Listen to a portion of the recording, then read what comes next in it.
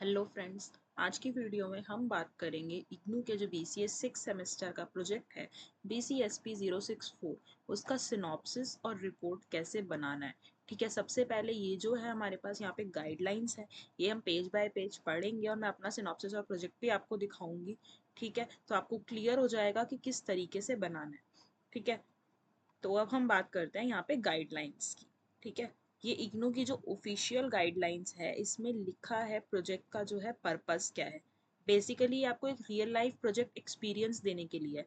मतलब कि आपको पूरा सॉफ्टवेयर डेवलपमेंट लाइफ साइकिल जो है वो आपको फॉलो करना पड़ता है, जैसे कि requirement analysis, design, coding, testing और डॉक्यूमेंटेशन। ठीक है, तो अब आपका प्रोजेक्ट जो है, ये सबसे इंपॉर्टेंट बात होती है कि आपका प्रोजेक्ट हमेशा ओरिजिनल होना चाहिए, कॉपी पेस्ट नहीं होना चाहिए। ठीक है, अगर प्लेगराइज्ड होगा तो स्ट्रिक्ट एक्शन हो सकता है। ठीक है, सेकंड वन इज, अब आते हैं हम प्रोजेक्ट कैलेंडर पे। ठीक है, तो आप देख सकते हो प्रोजेक्ट की सबमिशन डेट यहाँ पे क्या दे रखी है, twice in a year show होता है आपका। ठीक है, 1 अप्रैल से लेके 30 जून, 1 अक्टूबर से लेके 31 दिसंबर। अब ये दोनों डेट्स किसकी हैं? ये दोनों डेट है submission of a guides, biodata and project proposal. यानी कि जो आपका सिनॉप्सिस है वो आपको इन डेज में आपको सबमिट करना है। ठीक है, जो अप्रूवल आएगा वो आपका 30 डेज आएगा, जब आपका प्रोजेक्ट प्रपोजल रिसीव हो जाएगा आपको एक ऑफिशियल मेल आ जाएगा। और जो प्रोजेक्ट रिपोर्ट होती है, ठीक है, तो वो भी यहाँ पे 2 बार ईयर में सबमिशन होता है अकॉर्डिंग टू योर सेमेस्टर। 1 जुलाई टू 30 दिसंबर। ठीक है, देन 1 जनवरी टू 31 मार्च। ठीक है, अब आपको यहाँ पे जो वाइवा होता है वो जुलाई या जनवरी में होता है। ठीक है, डिपेंडिंग और आपने कब सबमिट किया उसके अकॉर्डिंग। ठीक है, ये डेट्स आपको ध्यान रखना काफी जरूरी है। ठीक है, नेक्स्ट आते हैं प्रोजेक्ट प्रपोजल पे। ठीक है, यानी कि अब ये क्या है, ये जो है प्रपोजल का प्रोफोमा होता है। ठीक है, ये फॉर्म आपको फिल करने होते हैं सिनॉप्सिस के साथ। ठीक है, ये आपको सिनॉप्सिस के साथ ही सबमिट करना है। इसमें स्टूडेंट का नाम, एनरोलमेंट नंबर, ठीक है, प्रोजेक्ट टाइटल, गाइड्स की डिटेल्स, सॉफ्टवेयर डिटेल्स सब लिखना होता है। ठीक है, और आपको एक बात और याद रखनी होगी कि गाइड ना एक टाइम पे सिर्फ 8 स्टूडेंट्स को ही अपना जो है वो गाइड कर सकता है, यानी कि अपना डेटा वगैरह, अपनी डिटेल्स वगैरह दे सकता है। यानी कि एक गाइड जो है सिर्फ 8 स्टूडेंट का ही गाइड बन सकता है एक टाइम पे। ठीक है, तो अब अगर मैं मेरा सिनॉप्सिस दिखाऊं यहाँ पे, तो आप देख सकते हो, देखो ये मैंने किसी स्टूडेंट का ही सिनॉप्सिस बनाया था। ठीक है, तो यहाँ पे देख सकते हो, इसका नाम था tech tidbits mobile and electronics item. ठीक है, यहाँ पे मैंने देखो यहाँ पे अपने गाइड का जो है वो नाम भी मेंशन किया था। ठीक है, उसके बाद हम नेक्स्ट अगर आगे बढ़ते हैं अपनी गाइडलाइंस में। देखो यहाँ पे इन्होंने लिख भी रखा है, जो हमारा प्रोजेक्ट परफॉर्मा होगा वो स्टूडेंट और गाइड दोनों साइन करेंगे। ठीक है, विद सिग्नेचर एंड डेट। ठीक है, सिनॉप्सिस जो है, यानी कि सिनॉप्सिस हमारा 12 से 15 पेज का होना चाहिए। और self addressed envelope with duly affix postage stamps, यानी कि वो कोरियर वगैरह आपको देखना है, मतलब अगर आपको कोरियर करना है या क्या करना है। ठीक है, फोटोकॉपी जो है कंप्लीट प्रोजेक्ट प्रपोजल की वो आपके रीजनल सेंटर में सबमिट होगी। ठीक है, और एक स्टूडेंट के पास रखी जाएगी। अब देखो नेक्स्ट आगे बढ़ते हैं। ठीक है, सिनॉप्सिस के लिए गाइडलाइंस क्या है हमारी। अब गाइडलाइंस के अकॉर्डिंग सिनॉप्सिस में क्या क्या होना चाहिए। ठीक है, तो गाइडलाइंस के अकॉर्डिंग सबसे पहले आता है टाइप ऑफ द प्रोजेक्ट। ठीक है, अब आपका प्रोजेक्ट किस टाइप का है, देखो जैसे यहाँ पे इन्होंने लिख भी रखा है। ठीक है, प्रोजेक्ट जो है to be chosen which should सब direct relevance in day to day activities. मतलब कि कुछ भी आप day to day activities, suppose e commerce website ही है या और भी कुछ है, तो वो डिपेंड करता है आपका नेटवर्किंग पे है, किस पे है। ओके, देखो अब इन्होंने यहाँ पे दे रखा है प्रोजेक्ट प्रपोजल में क्या क्या होना चाहिए। ठीक है, प्रोजेक्ट प्रपोजल में कुछ इंपॉर्टेंट चीजें होनी चाहिए, जैसे कि टाइटल ऑफ द प्रोजेक्ट। मतलब ये सब उनको मिलना ही चाहिए, अदरवाइज वो रिजेक्ट कर सकते हैं। ठीक है, suppose title of the project, तो अब मैं आपको साइड बाय साइड सिनॉप्सिस भी खोल के दिखाती हूँ। तो देखो सबसे पहले हाँ आ गया हमारा यहाँ पे। देखो यहाँ पे सबसे पहले आप ऑब्वियसली टेबल ऑफ कंटेंट तो दोगे ही, जिसमें फर्स्ट मेरा क्या है, टाइटल ऑफ द प्रोजेक्ट। ठीक है, तो देखो this is the title of the project. ठीक है, उसके बाद आता है introduction and objectives of the project. जो भी आपका प्रोजेक्ट है उसके बारे में आप एक्सप्लेन करोगे यहाँ पे। जैसे देखो introduction, tech tradebits mobile and electronics क्या था, वो एक वेबसाइट नहीं थी, डेस्टिनेशन, यानी कि जो भी मेरा प्रोजेक्ट था मैंने उसको यहाँ पे अच्छे से एक्सप्लेन किया। उसके बाद आते हैं ऑब्जेक्टिव्स, तो ये आपको ऑब्जेक्टिव्स उसके अच्छे से एक्सप्लेन करने हैं। ठीक है, देखो प्रोजेक्ट की कैटेगरी क्या है, क्या वो RDBMS है, ऊप्स है, नेटवर्किंग है, मल्टीमीडिया, AI पे है या एक्सपर्ट सिस्टम्स पे है। ठीक है, तो यहाँ पे मेरे को वो दिखाना होगा। अब यहाँ पे हमारी प्रोजेक्ट की जो कैटेगरी थी वो मैंने यहाँ पे अच्छे से डिस्प्ले करी है। देखो आप यहाँ पे देख सकते हो, ये सारी हमारी कैटेगरी है। ठीक है, उसके बाद यहाँ पे आते हैं, देखो analysis, DFT at least up to second level, ER diagram, class diagram, database design, मतलब कि ये सारे डायग्राम्स आपको बनाने ही हैं। इसके बिना आपका प्रोजेक्ट जो है वो इनकम्प्लीट माना जाता है। देखो यहाँ पे मेरे डायग्राम शुरू हो गए, जैसे कि गैंट चार्ट सबसे पहले मैंने बनाया, पर्ट चार्ट बनाया। ठीक है, इनपुट यहाँ पे जो है बेसिकली आपका एक कॉलम होता है इनपुट और आउटपुट का। ठीक है, अगर आपको इनपुट और आउटपुट आप नहीं लिखते तो वो मिसिंग माना जाता है। ठीक है, देखो यहाँ पे हमारा इनपुट है, देन हमारा आउटपुट है। तो उसके बाद मैंने प्रोसेस लॉजिक भी इंक्लूड किया है। देखो यहाँ पे जो है उसका डायग्राम है कि मेरा प्रोजेक्ट वर्क कैसे कर रहा है। ठीक है, यहाँ पे DFD है, जैसा कि वहाँ पे बताया था कि हमने DFD बनाना ही है, up to the second level हमें बनाना है। ठीक है, तो ये लेवल 1 है, लेवल 2। ठीक है, यहाँ पे हमारा ER डायग्राम।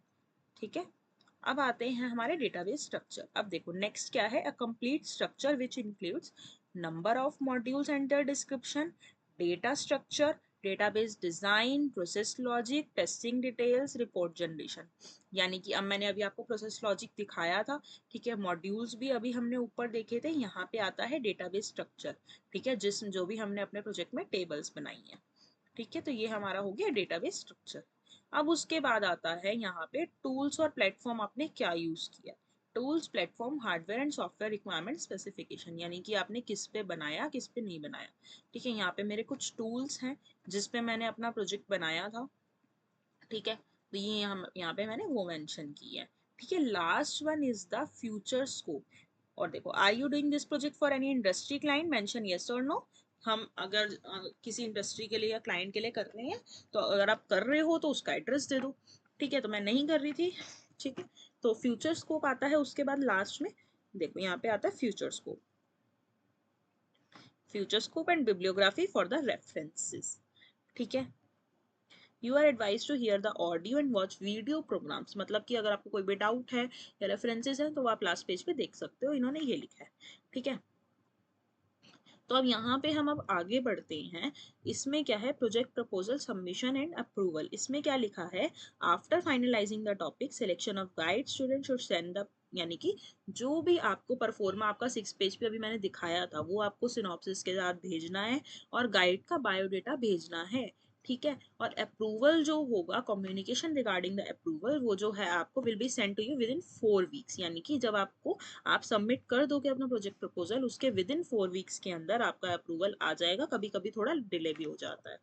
ठीक है, अब देखो, अगर इन केस किसी स्टूडेंट का जो है वो रिजेक्ट हो जाता है सिनॉप्सिस, ठीक है, यानी कि अप्रूवल नहीं होता, तो उसका जो है वो रिवाइज प्रोजेक्ट सिनॉप्सिस जो है along with the new pro forma वो रीसबमिट किया जाएगा। ठीक है, अर्लियर सिनॉप्सिस की कॉपी के साथ। ठीक है, और नॉन अप्रूवल प्रोजेक्ट प्रपोजल जो है वो नेक्स्ट स्लॉट में वो सबमिट आप कर सकते हो। सपोज कि स्टूडेंट ने जो है सिनॉप्सिस 1 अप्रैल से लेकर 30 जून वाले सेशन में सबमिट किया था और उसका वो अप्रूव नहीं हुआ। ठीक है, तो उसके बाद जो नेक्स्ट लॉट होगा 1 अक्टूबर से लेके 31 दिसंबर तक का, वो जो है वो उसमें सबमिट कर सकता है। एलिजिबिलिटी जो है वो प्रोजेक्ट गाइड की, पर्सन जिसने PhD या फिर एमटेक किया हो कंप्यूटर साइंस में, या फिर जिसने या फिर बीटेक किया हो या MCA MSc किया हो with minimum 2 years experience in teaching industry.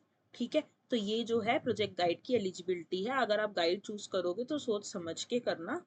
ठीक है, देखो नेक्स्ट आता है हमारा प्रोजेक्ट रिपोर्ट का फॉर्मुलेशन। ठीक है, अब ये आती है रिपोर्ट की बारी। ठीक है, रिपोर्ट से पहले मैंने आपको अपना पूरा सिनॉप्सिस अपना दिखाया। ठीक है, और कुछ स्टूडेंट्स जो हैं मतलब कि अफोर्ड नहीं कर पाते प्रोजेक्ट को लेना, तो मैंने उनके लिए स्टेप बाय स्टेप बताया। अगर आपको बनाना है तो आप इजीली बना सकते हो। ठीक है, ये सब गाइडलाइंस थी। और हाँ, अगर मतलब कि अगर आपको आपके पास ज़्यादा फाइनेंशियल इश्यूज है, ठीक है, तो आप मेरा फ्लैट 50 कोड यूज कर सकते हो। तो आपको सिर्फ 2000 रुपीज में सिनॉप्सिस और प्रोजेक्ट रिपोर्ट ले सकते हो अप्रूवल की गारंटी के साथ। हाँ, गाइड विल बी योर्स। ठीक है, तो ये सब जो है स्टेप बाय स्टेप था हमें सिनॉप्सिस कैसे बनाना है। ठीक है, अगर आपको फाइनेंशियल इशू है तो आप ले सकते हो, कोई इश्यूज नहीं है। ठीक है, आप मेरे को कोड मैसेज कर सकते हो फ्लैट 50, बिकॉज अगर आपने ये पूरी वीडियो देखी है, फ्लैट 50 कोड आपको पता है, then only I will provide you, otherwise there is no discount. ठीक है, तो मैंने यहाँ पे स्टेप बाय स्टेप बता दिया है। अब अगर हम रिपोर्ट की बात करें तो अब हम अपनी रिपोर्ट की बात करें तो रिपोर्ट में हमेशा ये चीज़ें होनी चाहिए, जैसे कि introduction, objectives, tools environment use, analysis document यानी कि SRS, ER diagrams, design document, testing details. ठीक है, input output screens, implementation, limitation, future application, bibliography. ठीक है, तो अब अगर मैं अपना प्रोजेक्ट रिपोर्ट खोलती हूँ, यानी कि टेक टेडबिट्स का ही रिपोर्ट में अगर आपको दिखाऊं, तो यहाँ पे टेबल ऑफ कंटेंट में जो है वो सब क्लियर है। सबसे पहले देखो, सबसे पहले हमेशा सिनॉप्सिस इंक्लूड करना जब भी आप रिपोर्ट बना रहे होगे। तो हमारा जितने भी पेज का सिनॉप्सिस था यहाँ पे हम आपको इंक्लूड जरूर करना है। ठीक है, उसके बाद अगर हम चलेंगे, देखो यहाँ से आती है प्रोजेक्ट रिपोर्ट। प्रोजेक्ट रिपोर्ट में आप टेबल ऑफ कंटेंट में देखो, यहाँ पे सब क्लियर है। सिस्टम एनालिसिस, सिस्टम डिजाइन, देखो उसके जो है सब सेशंस भी हैं, इनपुट आउटपुट, फ्यूचर स्कोप।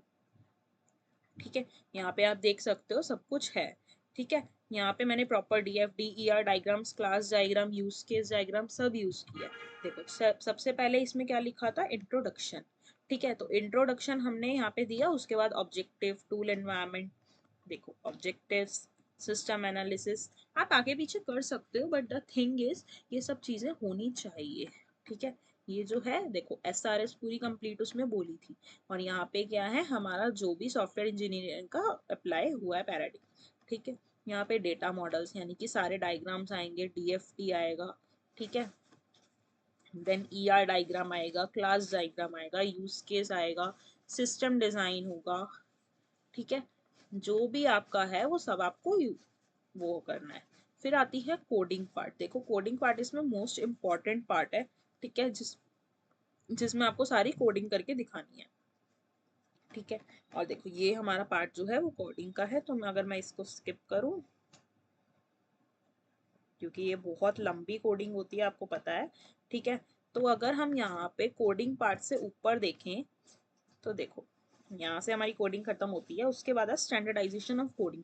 मतलब कि आपकी कोडिंग कैसी थी, उसमें क्या क्या अचीव हुआ, और एरर हैंडलिंग, अगर कोई एरर आए तो आपने उसको हैंडल कैसे किया। ठीक है, पैरामीटर्स, कॉल्स, पासिंग, ठीक है, ये सब होता है, वैलिडेशन चेक्स क्या क्या थे। अब उसके बाद आता है टेस्टिंग, जैसा कि यहाँ पे मेंशन था कि आपको टेस्टिंग जो है सब कुछ बताना है, सिस्टम टेस्टिंग वगैरह आपने कैसे टेस्टिंग की, यूनिट टेस्टिंग। ठीक है, तो ये सब जो है टेस्ट प्लान आपके क्या यूज हुए, टेस्ट रिपोर्ट, डिबगिंग। ठीक है, सिस्टम सिक्योरिटी मेजरमेंट्स। ठीक है, क्या क्या आपने सिक्योरिटी के लिए लिया, यूजर प्रोफाइल का क्रिएशन कैसे किया, उसको एक्सेसेस कैसे दिए। देन आते हैं इनपुट आउटपुट पे, जब जो भी आपने कोडिंग करी है उसकी जो स्क्रीन आई होगी उसका आपको इनपुट आउटपुट दिखाना है, अदरवाइज ये प्रोजेक्ट इनकम्प्लीट माना जाएगा।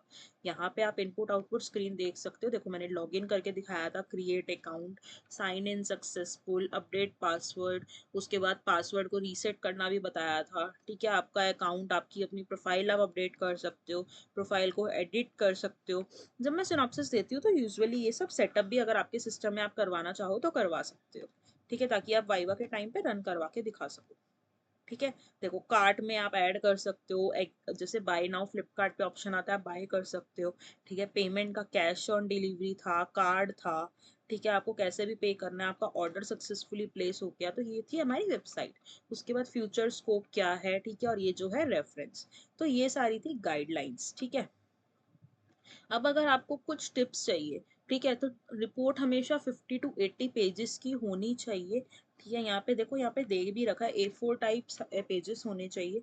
ठीक है, 10% वेरिएंस जो है, मतलब वेरिएशन जो है वो चल जाएगा। जीरोक्स प्रिंट आउट मत यूज करो, ओरिजिनल प्रिंट निकालना है। सर्टिफिकेट ऑफ ओरिजिनलिटी अटैच करना मत भूलना। प्रोजेक्ट जेन्युइन होना चाहिए, कॉपी करोगे तो रिजेक्ट हो जाएगा। ठीक है, तो ये थी हमारी प्रोजेक्ट रिपोर्ट। ठीक है, यहाँ पे आपको दे रखा है ये 150 मार्क्स की होगी और वाइवा जो है 50 मार्क्स का होगा। ठीक है, तो यहाँ पे आपको ये सब चीज़ें दे रखी हैं। उसके बाद इंपॉर्टेंट पॉइंट्स देखो इन्होंने दे रखे हैं। प्रोजेक्ट रिपोर्ट जो है A4 साइज टाइप पे होनी चाहिए, डबल स्पेस। ठीक है, हार्ड बाउंड होनी चाहिए, इसमें ये सब होना चाहिए। प्रोजेक्ट प्रपोजल, परफॉर्मा, प्रोजेक्ट का सिनॉप्सिस जैसा मैंने बताया, guides, biodata, certificate of originality. ठीक है, अभी मैं दिखाऊंगी सर्टिफिकेट ऑफ ओरिजिनलिटी क्या होता है। All signature should be accompanied by the date of signature. It should include all terms mentioned in the section 4. ठीक है। If any project report is received in the absence of item, यानी कि इनमें से अगर कोई भी एक चीज नहीं हुई तो वो रिजेक्ट हो जाएगी और स्टूडेंट्स को रिटर्न कर दी जाएगी। प्रोजेक्ट गाइडलाइंस का वायलेशन भी है, जो अगर आप कुछ भी गाइडलाइन मिस करोगे तो वो प्रोजेक्ट का रिजेक्शन होगा। ठीक है, ओनली एक हार्ड बाउंड ओरिजिनल कॉपी जो है प्रोजेक्ट रिपोर्ट में सबमिट करनी है। डायरेक्टर, कंसर्न रीजनल सेंटर जो है आपको मतलब पोस्ट से आप सबमिट कर सकते हो। एक कॉपी जो है सेम प्रोजेक्ट रिपोर्ट की वो एक स्टूडेंट से नहीं कह रही, मतलब कि एक जो रिपोर्ट एक रिपोर्ट है वो दो स्टूडेंट सबमिट नहीं कर सकते। जीरोक्स एक्सेप्टेबल नहीं है। देखो, एक से ज्यादा स्टूडेंट एक प्रोजेक्ट पे वर्क नहीं कर सकता। अगर टाइटल जो है प्रोजेक्ट का वो डिफरेंट है आपके प्रोजेक्ट प्रपोजल से, प्रोजेक्ट रिपोर्ट जो है रिजेक्ट हो जाएगी, यानी कि सिनॉप्सिस का टाइटल अलग है और रिपोर्ट का टाइटल अलग है तो वो अलग हो जाएगी। Kindly mention on the top of the envelope, आपको ये एनवेलप पे मेंशन करना है प्रोजेक्ट का बीसीए है और कोड है इसका। ठीक है, तो उसके बाद ये सब लिस्ट है कि आपको अगर कुछ मतलब कि फ्रंट एंड है या फ्रंट एंड गुई के टूल्स हैं जैसे कि विजुअल बेसिक, पावर बिल्डर वगैरह, लैंग्वेजेस, तो ये मतलब अगर आपको कुछ सजेशंस लेने हैं तो आप इसमें से ले सकते हो। ठीक है, ये रीन्यूमरेशन फॉर्म है बीसीए के लिए। ठीक है, इसकी बेसिकली इतनी नीड नहीं होती। ठीक है, तो उसके बाद अगर हम आगे बढ़े, देखो ये होता है सर्टिफिकेट ऑफ ओरिजिनलिटी, ये आपको अपने प्रोजेक्ट रिपोर्ट में लगाना ही लगाना है, इसके बिना वो लोग सबमिशन नहीं लेंगे। प्रोजेक्ट ट्रेनिंग का टाइटल जो होता है ये जो तब होता है जब बेसिकली जो है ये प्रोजेक्ट जो है मतलब कि जैसे कि ये बेसिकली एक ऑफिशियल डॉक्यूमेंट होता है। ठीक है, BCSP 064 के लिए बेसिकली एक परमिशन लेटर आप कह सकते हो। इसका पर्पस क्या होता है, ये इग्नू जो है इशू करता है स्टूडेंट के लिए। जैसे कि प्रोजेक्ट सिनॉप्सिस अप्रूव हो गया तो उसके बाद ये बेसिकली ये कहता है कि बोनाफाइड बीसीए स्टूडेंट जो है इग्नू के, उसे ये प्रोजेक्ट जो है वो उसके करिकुलम का एक पार्ट है, उस स्टूडेंट जो है can submit this letter to a company. ठीक है, जहाँ पे वो काम करना चाहते हैं, तो ये लेटर ये बताता है कि स्टूडेंट जो है इग्नू के अंडर काम कर रहा है। ठीक है, तो इसमें काफ़ी चीज़ें इन्वॉल्व होती हैं जैसे स्टूडेंट का नेम, एनरोलमेंट नंबर, डिटेल्स। ठीक है, तो सिंपल वर्ड्स में कहें, it is a permission like introduction letter है। ठीक है, from IGNOU to the company so they can know the student is genuine. ठीक है, तो बेसिकली मतलब कि एक जस्ट ए पार्ट है और ये था रेफरेंस। ठीक है, अगर आपको इस वीडियो में सही लगा तो आप इसे लाइक कर सकते हो, अपने फ्रेंड्स को शेयर कर देना ताकि उन्हें भी पता चले कि बेसिकली ये है क्या। और जैसा कि मैंने अभी आपको ऊपर बताया था, ठीक है, इग्नू बीसीए प्रोजेक्ट के गाइडलाइंस क्या कहते हैं और कैसे सिनॉप्सिस और रिपोर्ट बनाना है। अगर आपको थोड़ा डिफिकल्ट लग रहा है या आपके पास थोड़ा टाइम फाइनेंशियल इश्यूज है तो आप टेंशन लेने की कोई ज़रूरत नहीं है, मेरा फ्लैट 50 कोड यूज़ कर सकते हो। सिर्फ 2000 रुपीज़ में सिनॉप्सिस और रिपोर्ट ले सकते हो अप्रूवल गारंटी के साथ। Thank you so much friends for the watching. Bye, take care.